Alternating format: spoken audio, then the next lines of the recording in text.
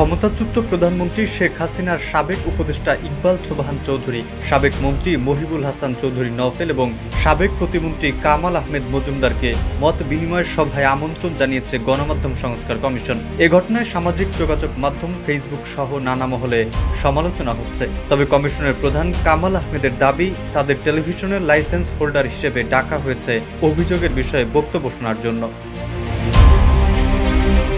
গত 22 জানুয়ারি গণমাধ্যম সংস্কার কমিশন থেকে সভার নোটিশ জারি করা হয়। এতে বলা হয়, কমিশনের একটি মত বিনিময় সভা আগামী 27 জানুয়ারি সকাল 10:30টায় অ্যাসোসিয়েশন অব টেলিভিশন ওনার্স প্রতিনিধিদের সঙ্গে তথ্য ভবনের সম্মেলন কক্ষে অনুষ্ঠিত হবে। এ সভায় সংশ্লিষ্ট সবাইকে যথাযথ সময়ে উপস্থিত থাকার জন্য নির্দেশক্রমে অনুরোধ করা হলো।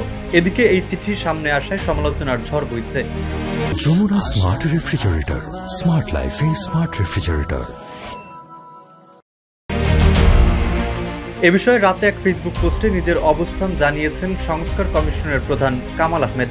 27 জানুয়ারি টিভি চ্যানেল মালিকদের সঙ্গে গণমাধ্যম সংস্কার কমিশনের সভা সম্পর্কে শিরোনামে তিনি লেখেন, গত 15 বছরে বেসরকারি টিভি চ্যানেলগুলোর প্রায় সবার বিরুদ্ধে ফ্যাসিবাদকে সহায়তার অভিযোগ আছে, কিন্তু এসব চ্যানেলের কাউকেই সরকার নিষিদ্ধ করেনি কিংবা মালিকানায় পরিবর্তন ঘটেনি।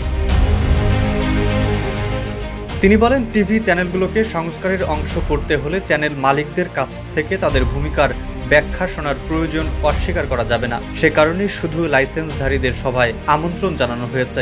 আমন্ত্রিতদের মধ্যে কয়েকজন হত্যা মামলার আসামি হিসেবে জেলেও আছেন। জেনেও লাইসেন্সধারী হিসেবে তাদের নামে চিঠি গেছে, যাদের পক্ষে অন্য কেউ প্রতিনিধিত্ব করলেও করতে পারেন।